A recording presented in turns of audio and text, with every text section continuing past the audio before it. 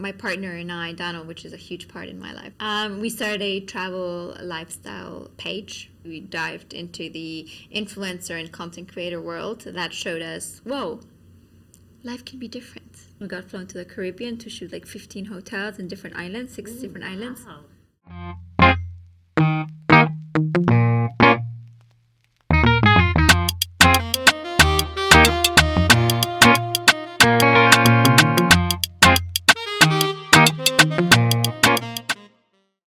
Hello, beautiful people, and welcome to Kandaka Talks. My name is Dua, and my guest today is a very special one for me. I'm very happy that I was so stubborn to make this episode happen with all her travels, and I really appreciate that she managed to make it today to tell us all about her business and adventures and inspire all of you there. It's Pili from Pili and Dano. I don't even know where to start. The traveler, the keynote speaker, the businesswoman, the woman who helps people brand and make their businesses happen, the mother of Mia, the partner. It's a lot of things to discuss today, but welcome, Philly. Thank you. Thank you for making it happen. No, thank you for such a beautiful introduction, and I love that you remembered Mia. Like, that's such an important part of our brand and our lives, and the fact that you remember that is just amazing. Mia is with you in all the posters about you being a speaker in an event. Yeah. So that was one of the most interesting parts because, like, for example, guys, I went to this talk by Pili, and on the poster, on the marketing poster, there was Pili and Mia. And I'm like, it's so interesting that this businesswoman is actually has her dog with her on the posters. And when I met you, I'm like, okay, now I understand how tight you guys are. Yeah, and that day I couldn't bring her because when it's long distances and whenever I'm rushing, I don't because she hops on the bike with me everywhere. But I just felt like it's a bit too far. And today was the same. I was like, should I bring her? But I was rushing, so yeah. How long has she been with you? 8 years now. 8 years. Oh. And you had her as a No, I baby? adopted her when she was already 1. So she was already tall, but the first thing she did when she saw me was a big hug, and that was it. I completely relate. I have Lola. She's my daughter back in Sinai, and the bond with these babies is just something that... It's something different. They're like angels. Exactly. It's like they're sent for us to do something, you know? Yeah. They're just too good for this world. So, yeah, let's dig into the meat.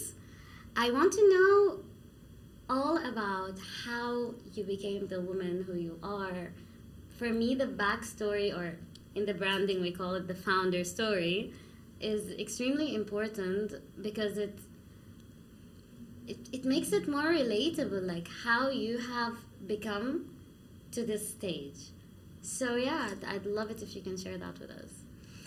Well, okay, so first of all, I come from Ecuador. That's a tiny country in South America. And my mom would always tell me, you have to study abroad. You have to study something that is big. And for her, big meant the typical careers. It was either study law, become a doctor, or politics. The elite colleges. Exactly. That was it. Like, there were no more options. So within that, I grew to think, okay, well, I don't feel any of those, but maybe international relations, because I always thought if you have a voice and you manage to be part of something, in that case, my voice in the UN, I could generate an impact in the world with the options that I was given. So moved to Germany, did a 1 year there, and then moved to Barcelona. And started studying political science, and I started getting into international relations, and doing like tons of model United Nations events where you're basically told, hey Pili, you are China, and you are France, and you cannot change, like, and the way you have to come out and represent the country is you need to think like China, you need to think like France. So yeah, so you don't really bring your own self into it, right? Like you could say a couple of stuff, but you're always controlled by who you're representing. Mm-hmm. So after 2 years of this, I was like, well, I don't like politics, and I'm studying this because it's the way to get Create into an international impact relations and- and eventually create an impact. But then I started working for the UN, like a small job, and you start seeing that you can't really change anything. You cannot, like, it's so hard, and of course, but I wasn't talking about me, because obviously in that moment I couldn't change much. Yeah. But I was seeing people that were in the top, and it was so hard to pass motions. So I remember thinking, okay, this is not the way, but I don't know what's the way. Yeah. So I literally went to my university the last day of the second year, and I told her, like, can you, like, unsubscribe me, like, check me out of this. I don't want to come anymore. Oh. And that was like a well thought decision. You told your parents everything. I am a person that really follows my gut. And Okay. sometimes people, my mom, my friends, everybody will try to advise me, or, yeah, like, people try to advise you because they think they know what's good for you.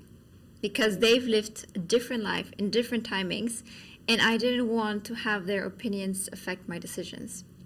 Right. That was super important for me. I was like, if I'm gonna go out and say this, they're gonna tell me, how are you gonna get a stable job? What are you gonna do? What's your life gonna look like? All this sacrifice that I've done for you. I didn't want to hear that, because I knew the sacrifice that my parents had done for me, and I knew what was at stake. But I also knew that I was meant for more. And if I were to listen to them, they lived their life, and it was time to live mine. And if I would listen, I would just get advice from people that I don't want their lives either. Exactly. Because I really think you need to listen to the advice of people that you inspire to be, or to, like, that change you. Nice point. That's Yeah. very true. Yeah. How old were you when you like? I came? was 20, about to turn 21. So, yeah, I literally, they told me, like, but you know, if you do this now, you can't come back. I'm like, that's okay. I'll figure it out. So I booked that day a flight to Dubai. I had been to Dubai several times, like 2-3 times that year. Uh-huh. I had friends there. And I was like, okay, I'm going. I didn't want to ask my mom for, like, she was paying for my studies, but I didn't want to ask her for any money. So I had saved money so that I could go. Prepared for it. Yeah. Yeah. Not fully prepared, but better than nothing. Yeah. Yeah. And when I arrived to Dubai, I got a job because I needed, like, Dubai is expensive. Mm-hmm. And I always knew, like, if I'm studying, my mom is going to support me. But if I'm not studying, that's kind of your Yeah. problem. Like, she's on not your gonna. own. Yeah, Mm-hmm. exactly. So after that, I got a job in Dubai. I started working, and after 3 months, I'm like, okay. So I left my job, because I left my career, because I realized that in the topics that I wanted and in what I wanted to do, I would not be able to make a change. But then what do I want? I don't even know what I want to change. Like, you're confused, you're learning, you're getting to know yourself, and you're literally thrown out of school. Like, hey, you choose a career, that's what you're going to do for the rest of your life. Mm-hmm. What a commitment they throw on us at that age.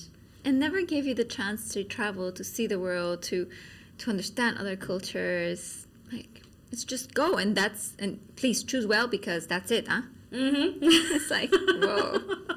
That's so true. That's Yeah. so true. So how first of all, like, respect for having the guts to actually do that. You felt it, you proceeded, you did that at the age of 20. That's not easy, and especially in our generation, we weren't raised that way. Like, I see some of this, you know, the courage to take these actions in today's generation more than us. So the fact that you actually did that, I salute you. I wish I did the same. I did it at a very later age. But as a confused 20-year-old in Dubai, all the way in Dubai, how did you manage to get a job? How did the society there assist you? So before going, I already had met a couple of people, and I started messaging everybody like, I need a job, whatever it is, just get me a job. So I got a job in real estate, but through word of mouth and people I knew. Like, she speaks English, she speaks Spanish, she's well spoken, and like that was all I really had, you know. So I got that job through friends. But the funny part is, you leave a career and you disappoint a lot of people to be stuck doing something that's not even what you want. And that was another like, no, I'm out. Red flag. And I didn't know what to do. And I was like, okay, if I can't figure it out, I will probably have to go back to school. And then I started thinking, what do I want? And it was like, I want to be my own boss. But I didn't know what and how. Yeah. Because schools educate you to be an employee. They don't educate you to be your own boss. That's so true. Yeah. You have to ask to go to the toilet in school. You need to be a good girl. You need to, sorry, can I go to the toilet? Sorry, can I talk? Sorry, can I do this? Yes, okay, good. You're tested. You're taught to be a good employee, but you're not taught for anything else. So that was a big discovery for me. Yeah. The way you're saying it now makes me reflect on, yes, how we're programmed to become a certain way. Yeah. And how did you think of even like, oh, I want to be my own boss? Well, I just knew what I did not want. Yeah. And I didn't want to be stuck in a situation, whether it was school or whether it was a company, that I felt like I couldn't move and I couldn't breathe. I think that was the main thing. I think maybe it was a way to seek freedom, the way I thought freedom looked like. So, and then someone told me, oh, you're from Ecuador, right? Oh, did you know that Ecuador has the best roses in the world? I'm like, really? Roses? Ecuador? Me? Ecuador? Good. That was like my only thought. Light bulb. And we were dining at, I don't know which hotel, but it was a 5-star hotel. I remember that. And I remember just like saying, I'm going to go to the toilet. And I went and I checked the lobby and it had roses. And then I was like, where are the roses from? And they were like, oh, I think they were from Ethiopia. And they have really nice roses, but they're not the best ones. And I was like, well, So I started going around. And then I started checking the hotels in Dubai. And then I also started seeing like who of my friends in Ecuador had someone connected to the flower business. Okay. Took And- actions. Yeah, and somehow someone connected me to someone in the flower business, and I did an order. I didn't know about roses. I didn't know how to maintain it. I didn't know that they had endless varieties, endless colors, endless, like, they're endless. Insane. I had no idea.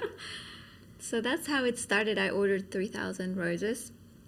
The day before I realized, oh damn, like, you actually have to get a cooling van because they're gonna die if I leave them in the heat. And like that, I went with this van into all the 5-star hotels, Burj Al Arab, like you name it, entering in this van that I could barely drive because it was so big, and just bringing the roses. Like, hi, can I see the manager or the purchasing manager? I have these roses. Maybe you like them. And that's how it started. Unbelievable. Yeah. Girl, in Burj Al Arab and these places, I understand what it's challenging. Yeah. And they have vendors that they've had for years, and I didn't even know about flowers. But I was like, okay. Okay. And how like, and what happened next? How did it flourish? People started saying, oh, actually, these roses are way better. And they last longer, they look better. So I started getting orders, but at the beginning, I didn't have this big operation. So I was like, okay, well, you need to pick them up from the airport. Like, you just pay me, I make a bit of margin, and you handle it. You get the van, you get everything. But it started growing, and when you start growing, you need to like you need to make sure that you're giving your clients the best service possible, and you need to figure out a way as well to expand. And if you are just behind your laptop making orders and stuff, you're not really going to expand. So I had to get investors, and I was like, okay, I need a warehouse, I need cooling vans, I need drivers, I need an accountant because I'm terrible at numbers. Of course, I understand.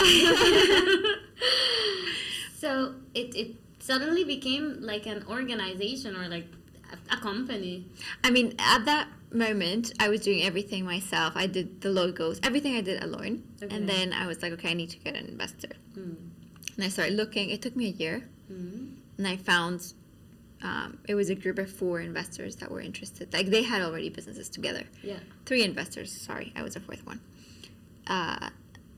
And they trusted me, which is crazy because you need to think that as a woman alone in the Middle East and in the business world of a business that you actually don't know much about, you really need to make sure that people are listening.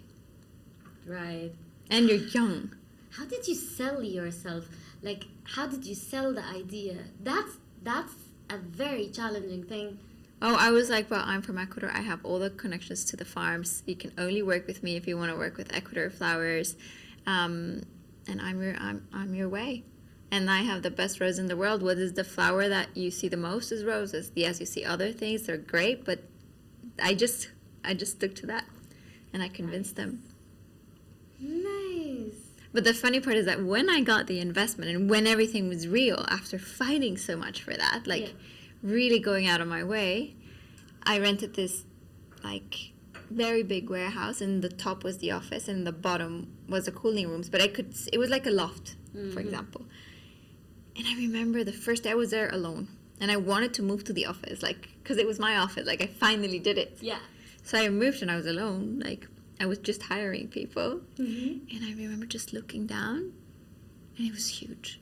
I'm like, what the hell did I do? Like, No why did way. I choose this? Like, whoa. And in that, after that thought, I was like, well, but you know that you want to learn about business, and you want to learn about entrepreneurship, and you want to learn how to build a brand. That was my first 3 thoughts. Yeah. And then I was like, okay, well, this is my university. This is where I learn everything that will take me to another level. Like, this will not, like, at some point, there were moments where I would think, oh my God, I'm stuck with this forever. But there were other moments that I was like, no, this is your university. This is going to teach you everything you need to know about setting a business, creating a brand, hiring employees, managing people. Like, this is it. Very true. How many years till that pivotal moment at the warehouse? Probably almost 2 years, a bit less than 2 years. Okay. And how did you take it from there? I'm very curious at this point. From there on, everything started, the business started moving. I started importing flowers from all around the world. Okay. But it was nice, it was exciting. But it was horrible at the same time, because when you're selling cups or t-shirts, you can store them. Uh-huh. If you don't sell them that day, it's okay. I had 3 days to sell everything that I ordered, and I was the one making the orders. I was the one buying the flowers, making sure that they would get in a flight, hoping that they're not gonna get stuck anywhere. I had weddings, I had events, I had so many different things going on that I needed the flowers to be in Dubai on time. And you need to think, like, the time zones. If you're buying flowers from 15 different countries and 15 different time zones, and then 15 different flights that your flowers are on, you don't have a life, and you're managing a team, and you're the manager, the creative, the everything. I could not have a dinner without being on my phone 15 times, at least. Whoa. Whether it was my employees or whether it was a farm that day the flowers weren't good, or the flight that the flowers got thrown in Amsterdam for some reason. Like, I would never have peace. Oof. And I was very young as well. Like, you won the party, but You want to live a little, you know? But, like, it's insane for me that when you hear of a flower business, you think, oh my God, that's adorable. Like, so nice and cute, and like you think of all the positive things, you know. I never in my life assumed that a flower business can be this insanely stressful. Yeah. With the short deadlines. I mean, imagine you have a wedding and you tell me, Pili, I want 2,000 white roses. Bring me samples of the roses that you have. So I bring you samples and you're like, I want this white and I want it this big. I chose this one because of the color and because of how big it is. Okay. So you place the order from me and I tell you, hey, it's like a living product, right? But you still don't get it. Yeah. Doesn't matter. For you, you're the client. Yeah. So I order that. And your wedding is on the 20th, so they need to arrive on the 19th, because if they arrive too early, they're going to be dead by your wedding or not nice. So they need to arrive the day before. They need to be big enough. And maybe that week it was rainy, so they didn't open as much. Okay. Or maybe the flight got delayed, or it got stopped, or something happened. So you're stressing out nonstop. Oh my god. Oh my god. And it's from the other side of the world. It's not like, hey, it's here in Jakarta. I'll get it. Yeah. Insane. And did you like it's a living thing, like you said. What if the flower is small? What if it doesn't if it doesn't arrive on time, then I can assume the nightmare you'll be living in. No, then you need to buy from somewhere else. But yeah. To compensate for the wow. And how long did you manage to like sustain and survive? So I had that for 3 years, and then I thought that the next step and what I thought I wanted, because I had already, even though I knew it was my university, at some point I'm like, okay, I'm going to do this for the rest of my life. Like, this is it. Okay. So you kind of start finding things that you think are your dream within that. So I thought, okay, since I've been behind the scenes, I actually want to have my own flower shop. Okay. Like, so, but it was like all the flowers would come in boxes, and then I would have this enchanted rose that was inspired in the Beauty and the Beast, and it was like I had a dark corner where the flower would like you would close the curtains and you would see it shining in the dark, and they would last forever. And so it was the whole theme. And I thought, okay, once I do that, that's it. So I opened the flower shop. It was gorgeous. I was so excited. And then day 1, super excited, loved it. Day 2, okay. Day 3, I was like, wow, this is nice. But this is not for me anymore. I'm done. Like, I've done it all. That's it. I need to sell it. No way. And I sold it a month after. Oh, wow. Another bold move. And at that point, did you know what you're going to do next? I knew that I wanted to start setting up different brands and see what would work. I wasn't super clear, but I knew, I was like, okay, I built this from the start, from doing the logo, from setting up the company papers, from finding the warehouse, from hiring the people, from finding the vendors, from finding the clients, like everything. In a foreign country. In a completely foreign place. In a completely different place, yeah. So once I had done that, there wasn't much left for me. And I knew that. I was like, okay, that's it. Okay. And at some point, I think as a business owner and with time, okay, that was a bold move, but I think in general, you also need to know when it's the right time to leave and when it's the right time to stay, because a lot of times we're like, this is my baby, I love it so much, but it's like, no, you are your baby. Like, you are the product and the creator of everything that you want to do and can do. So why would you get stuck with something that doesn't feel right? That was it. I saw it. I did it. It was there. It worked out. People were buying. That's good. I'm out. Moving on. Yeah. And what was your next step? Oh, then it's when things really picked up for me. Okay. So the first one was I started importing handmade South American accessories, but with a flower business, Casa Jardín, I had built a brand. Like, people would recognize me, would recognize my flowers, would recognize my website, would recognize it. But I didn't know about branding back then. Like, You know, I just kind of developed it with time. But then with the accessories, it was just a business. Because there's a big difference between when you have a business and when you actually have a brand.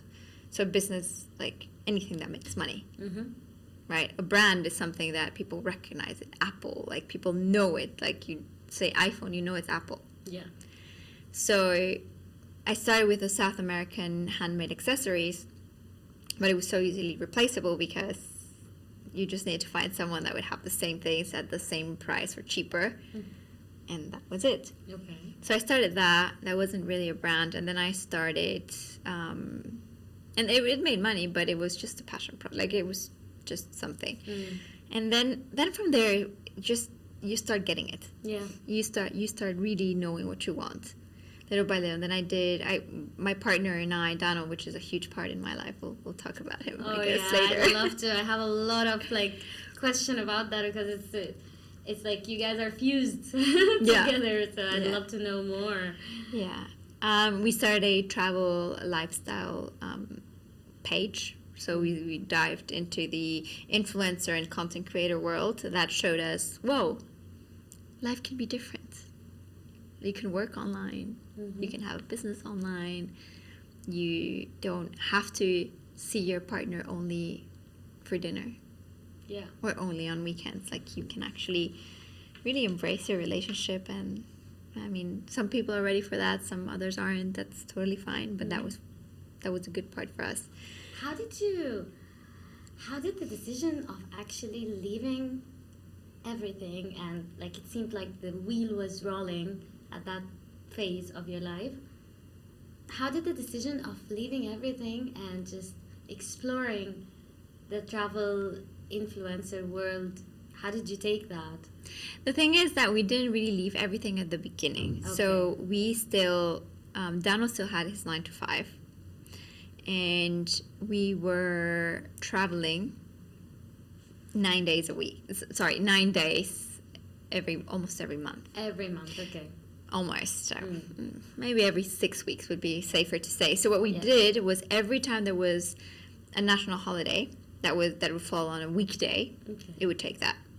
And then we would take the days from before the holiday and after the holiday. So we would ask for 2 days off, but in the end we always had like 9 days of travel. Like we really planned everything to make sure that we would be able to travel as much as possible. Okay. So I would pick him up from his job, from his work, just before the flight. So it was like 3 hours before. Pili was there picking him up, go to the airport.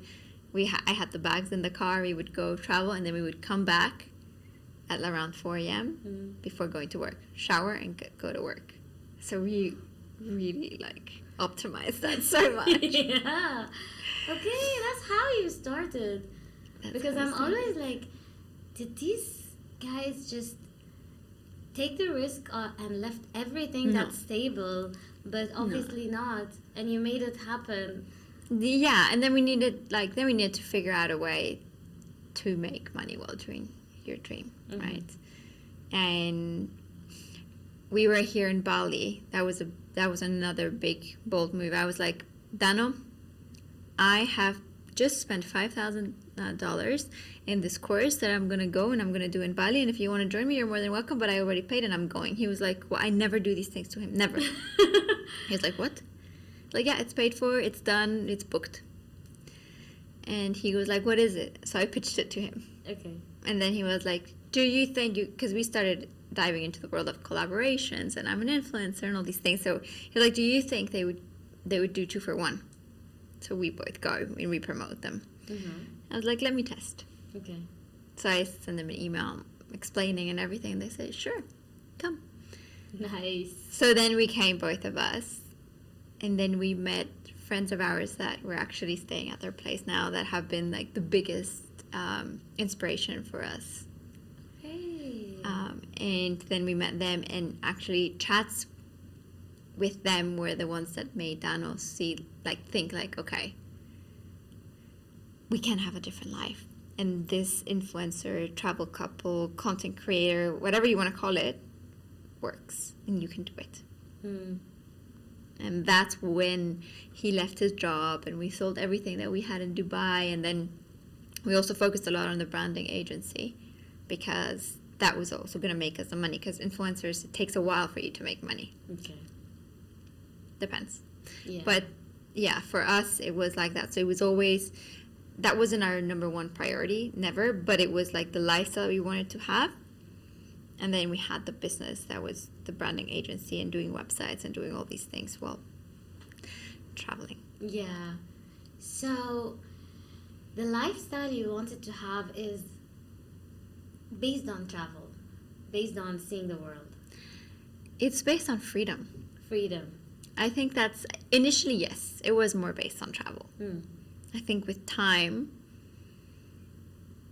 once you've seen and explored a lot, you still want to travel, but when you start getting into your routine and into having a healthier lifestyle and into really building multiple businesses, you realize, yes, you can do that while you travel, but there's a limit. Yeah. Yeah. So then it's when you start thinking, actually, we can travel less. Mm. And it starts changing, but it's as long as we have the freedom to decide that tomorrow we want to go to China, and we can go to China or to LA or wherever we want to go, and we can. I think the that's the dream. biggest thing. Yeah. And let me ask you more questions about that course that you were extremely focused. You booked it and went for it. It means that you saw something there, and it changed Dano's perception and made him leave his job, which is a big step that a lot of people are finding it hard to do because, we're diving into the unknown. So what was the course about that changed? No, the course was about coding websites. No It had way. nothing to do, but the people that were in that course, that was the changer. Our friends that were influencers, that are influencers, but they were there to promote the course. Mm. And meeting them and realizing that another life is possible. Everybody does it in their own ways. Yeah. The ways are endless. But someone that is successful and that is doing it, talking, I already knew. I've always made bold moves and I was good to go. But my partner wasn't. Yeah. And that's when he realized, okay, this is possible. And then he did love his career. It wasn't like me that I didn't love it and I wanted something else. He did love his career. Mm. So for him, it was more of the career I have will never give me the lifestyle I want. So I need to make a choice. Right. Does he ever regret it? No. Never. No, never. Nice. Amazing. We've never had some things like when you have a big fight and I'm going to leave you and I'm going to go back to. We've had a lot of fights. Yeah, it happens. But never has he said why did I do this? I'm going to go back. Never. Wow. Okay. And I also wanted to, it opens my eyes, what you just mentioned, that you guys saw in the lifestyle of your friends that there is a possibility to live like this. This is the whole purpose of this podcast. Why I decided to create this podcast is to interview people who are inspiring like you, so that the audience sees it and realizes that there is a life out of what you're doing, and it's beautiful. So there is definitely a life after, or during what we're doing. A lot of people say, I want to start my business, but I have a 9-to-5, and how am I going to do it? I'm like, whoa. Are you forgetting that you have from 7 to 1 a.m.? How much do you want it? That's the question. Do you want to change? Great. Are you ready to take action? That's the place where a lot of people stumble. Mm. But you need to pay the price. There's a price to pay. You can't go out dining and partying every night if you want to leave your job and build a business and turn that into a brand. You can't do that. There's a lot of sacrifices. And that's what we quickly realized. We're like, okay, now we're traveling these 9 days all the time while we had our 9-to-5s. Yeah. And then when do you post? When do you build your brand? After your job. Man, that's a lot of work. Wow. And you managed to somehow, how long did you actually keep traveling full time after the 9 to 5? How many years? No, the actually? problem was that as soon as we quit our jobs and everything happened, we were in Bali, that was 2020, I think. Yeah. And COVID had just started hitting. It was February. Oh. And we flew back to Dubai. Dano, from that trip, literally put a foot in his office and say, I quit. Like, immediately. Okay. And then Bali closed. And everything closed up. So we started building our brands from home. Okay. And that's when we started. We're like, okay, no worries. We're building our brand. We're doing this. Like, we kept going. Lockdown was a transformational, productive time for you guys. Oh, yeah. Like, people were like, we're watching so much TV. We were like, what TV? Like, yes, we had our moments, but we were like full on work mode. You used it. We used it to the full, and then as soon as we had a window to travel, we went to Europe for 4 months. We traveled around Europe. And then Bali had opened with the business visas, and we were like, okay, that's our way in. We got those visas. We moved here. And yeah. Amazing. And let me ask you, like, out of curiosity, which countries did you go to? I mean, what are the most beautiful destinations that you've been to? Well, it depends what you're looking for. I think a lot of times we go to a place and we're expecting something. So it depends what you're expecting. I think if you're expecting great food, maybe you want to go to Thailand, right? If you're expecting the most pristine beaches and incredible snorkeling, you want to go to the Philippines. If you want to get like city vibes and this like wow point of view, you might want to go to Dubai. You know, like it depends what you like and what you're looking for. Or one of our favorite places ever is Oman. Where? Oman. Oman. Yes. It's so underrated, and it's the most beautiful place ever. It's very small, yeah? It's very small. We would drive there, like, whenever we weren't traveling.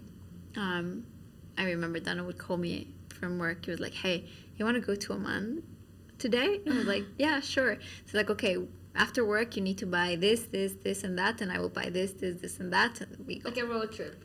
And because in Oman, you can camp anywhere, so we had bought a camping thing. And we had everything for camping. So we would get in the car, and every time, like, we would get sleepy, so we just camp in the desert somewhere. Oh. I wish I knew. I lived in the UAE for a long, long time. And back in the days, Oman was, I think it's still a bit underrated.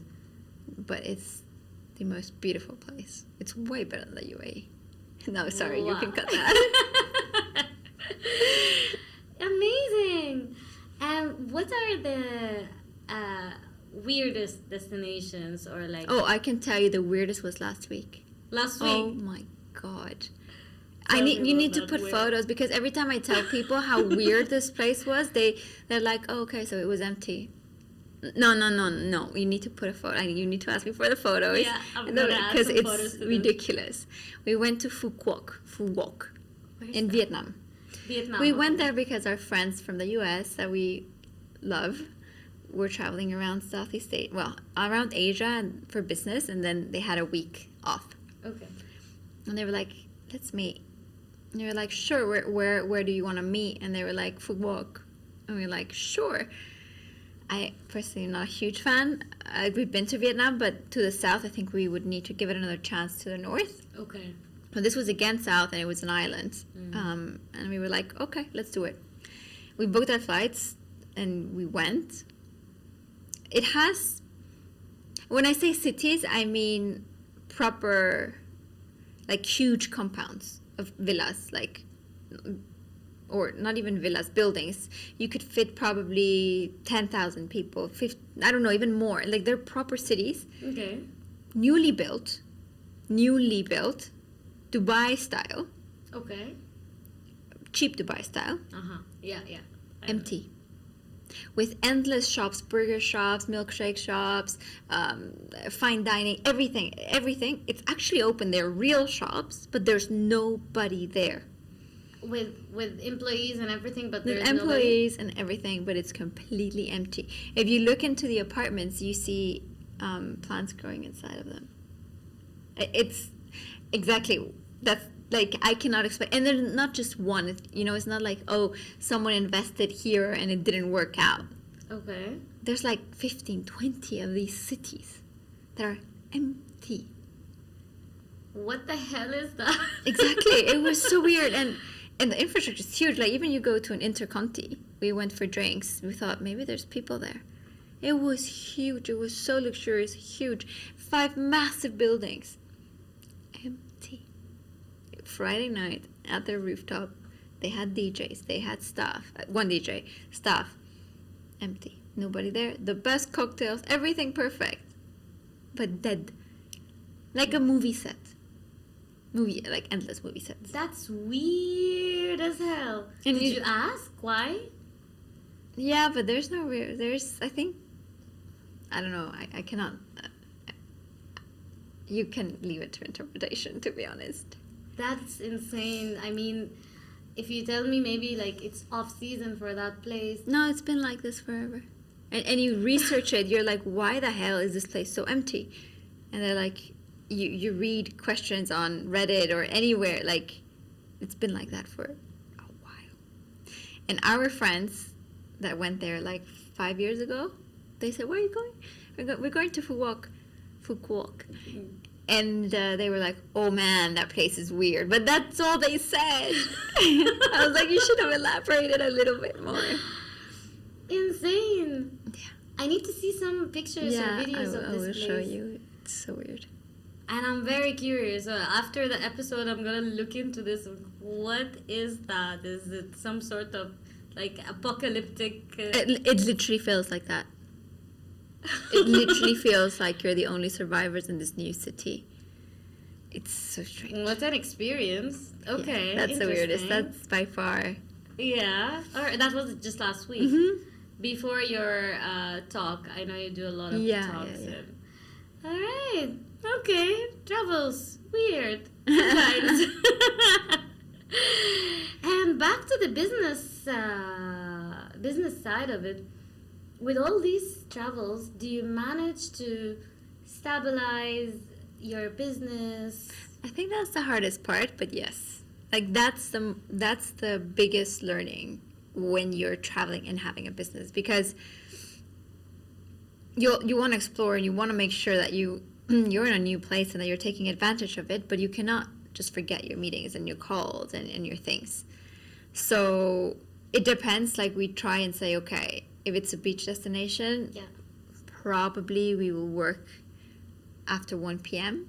Okay. so that we have the morning to explore, to go to the beach and stuff, and then work until like before sunset, then go for sunset dinner and maybe work a bit more after. Okay. So it really depends. Or if it's if it's rainy and it's not a nice morning, then we do it from, probably we work in the mornings. But we try to balance that, but we don't always. Like, I don't think we crack that yet. Yeah. I think it's we're hard. still, sometimes we work too much, Yeah. And or sometimes not we work too enjoy little. The place where you are. and sometimes we're like, screw it, like, we're here. And then it's like, well, you have these meetings. Like, I've had calls on Bangka, like on these boats on Thailand, like, hi, how are you? Sorry. Yep, life of an entrepreneur. So insane.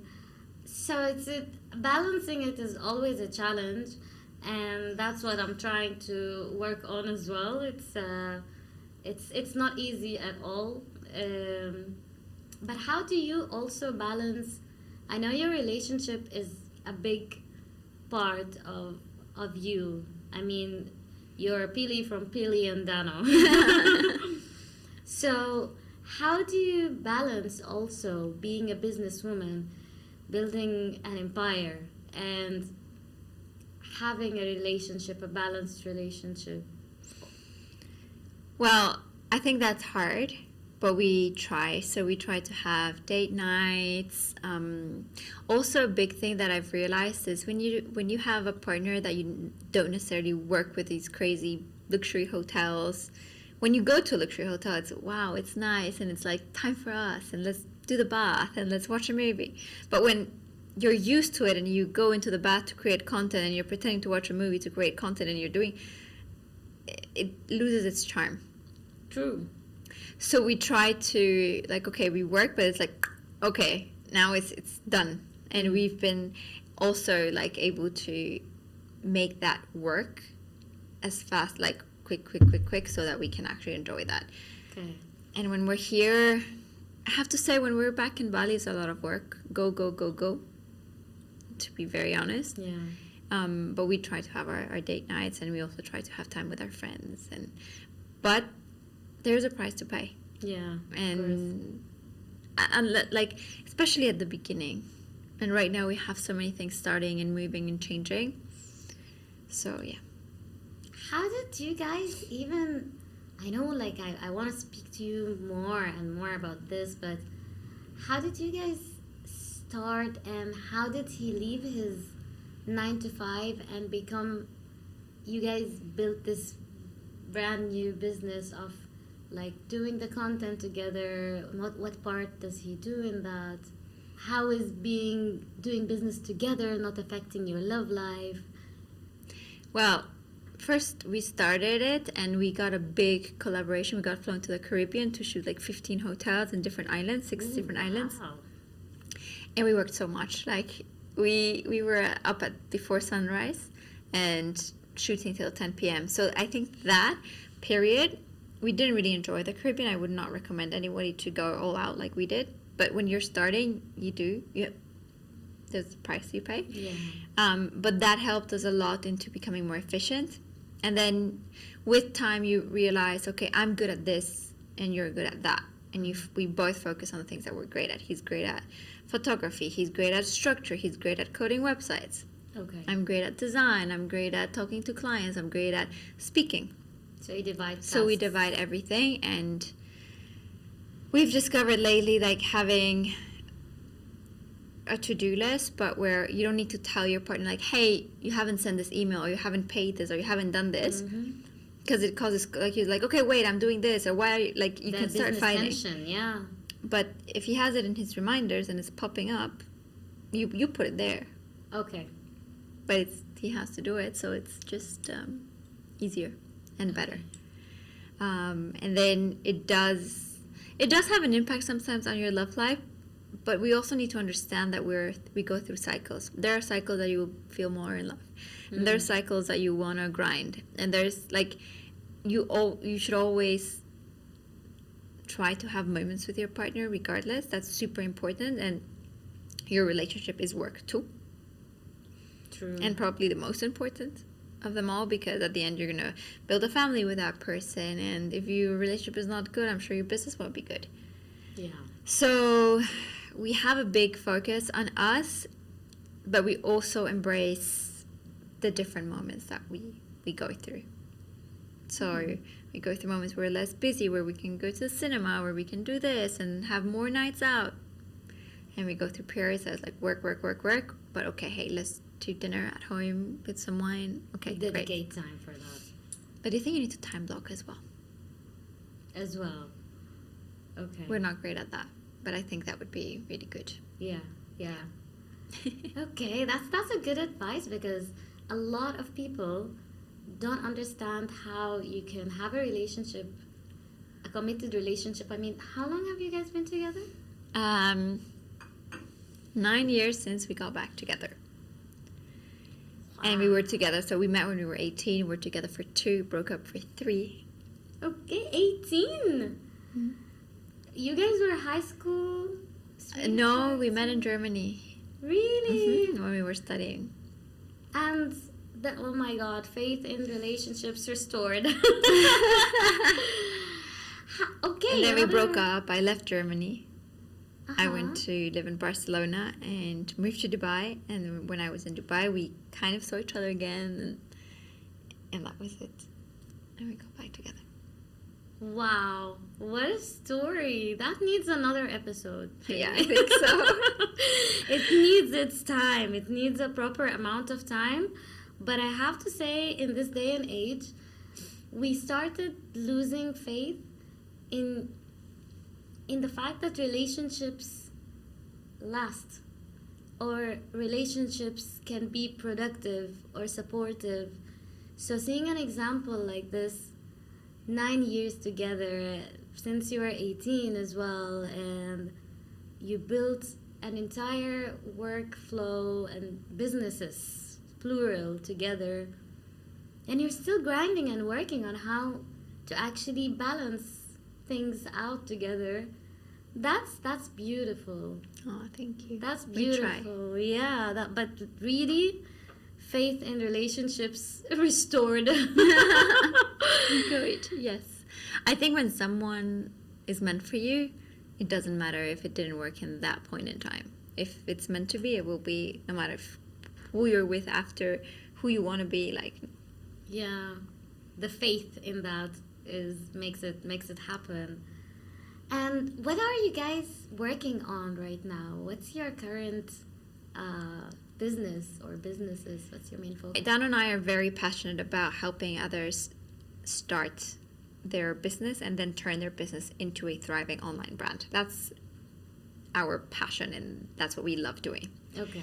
So we figure out a way that we can help as many people as possible. So one is we run fully immersive challenges that people dedicate to us 3 to 5 days, 5 hours a day. Like, they need to block that time. Okay. But because time is so valuable, and a lot of people just throw it away. It's like, okay, you dedicate this time with us, but you leave with a brand Okay. after For how long? 3 to 5 3 days? to 5 days, yeah. Okay. And then, so we'd run these fully immersive challenges to help people set up their brand. Then with the agency, the House of Brands, we help businesses rebrand or actually put all the brand together, because a lot of people just start and they grow and then like, whoa. So that's kind of like where we jump in and Okay. help them with that, with whole brand strategy, brand identity, websites and everything. All right. And then we also thought, well, there's a lot of people, especially female entrepreneurs that follow us, that want to start their business but don't have the skills for design or for a website and stuff. And we haven't found a place that you can do a website that looks absolutely gorgeous and that's easy for you to change and swap things. Okay. So we started the startup market. There's a marketplace for female entrepreneurs where they can find the tools that they need to start their online brand. Oh, like what? Like what? Like Mainly at the moment, before we were offering basically everything, and now we've reworked our strategy, so we offer sales pages. Okay. So let's say you want to launch your podcast and you want to make sure that you get the right guests into it, but you're also selling at the Yes. end. Everything is sales. So it gives you the structure, how it would look, so that it actually converts, and you just drag and drop, click things and change your content, and you have a website. Oh, so basically you're doing it in three different forms, targeted for 3 different levels of the journey of business. So you guys help, whether you're a complete, you didn't start even and the idea is there, so you help them. And whether they already have a business and want to like rebrand, that's another one. And the challenges. Yeah, it's mainly like you have the challenges if you want to start, and that you do it with Pili and Dano. Then if you have more budget, you don't necessarily have to have a full-on business, but if you have more budget and you want us to do it for you, we have the House of Brands. Nice. And then if you're just starting and still not sure, but you need a template and you need to learn how to make your sales and stuff, the first sales, and with a low budget, we have the templates for you to take your business online. Nice. So you guys make it accessible for everyone who, depending on their budget, the stage of business, they are. Nice. But the challenges, I've never heard of something like this, to be honest. How did that come up? That's very interesting. It comes up from the idea that when you start a course, an online course, there's no one really keeping you accountable. I mean, yes, there are Facebook groups and Telegram chats and everything, but it's very hard to really finish, and only 1% of the people actually finish the course. That's true. Only the people that are super determined finish it. Mm. And I think also people underestimate time, and I think time is the most valuable asset we have. So I'd rather lock myself for 5 days and have something and start my brand than take 6 months doing a course that I'm never going to really finish. That's amazing. That's amazing. Because sometimes even if you have someone who will take care of your branding, when you give them the ideas, the discussions, the back and forth and so on, it takes months. So for you to be saying that with the challenges, you can actually manage to like 3 to 5 days with this amount of hours, you'll come out with a finalized something. I'm sure a lot of people will be very, very interested in something like that. Yeah. And when you look at the prices from an agency or for or the work that you will have to do yourself, and you're like, okay, I can actually get my strategy, my identity, my story, the experience, everything done at once in 4, I don't know, 3 to 5 days. Yeah. It's amazing. Yeah, it's motivating. It makes you want to start now, you know? Exactly. That's the thing, that a lot of people wait. And the wait is the worst thing you can do. Because by the time you waited, there's other 15 new businesses. Exactly. At least. 100%. Wow. And what's the future plans for you guys, like for Pili and Dano? You'll be focused more on the... At the moment, yeah. The That will marketing be business. our main focus. We have some other exciting projects coming up, but that we'll reveal them later on. Later. But for now, yes, that's our main focus. Great. I'd love to add all the links to the challenges and everything. Yeah, everything will be down below so that you manage to reach these amazing people. And towards the end of the episode, I always like to ask my guests,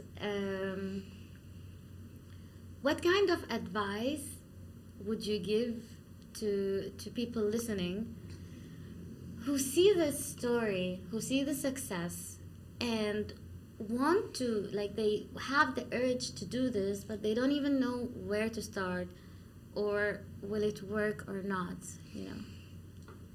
You never know it's going to work. But you know that you are your biggest fan, and you are the person that needs to be cheering, and you're the one that needs to believe in your business and what you're doing.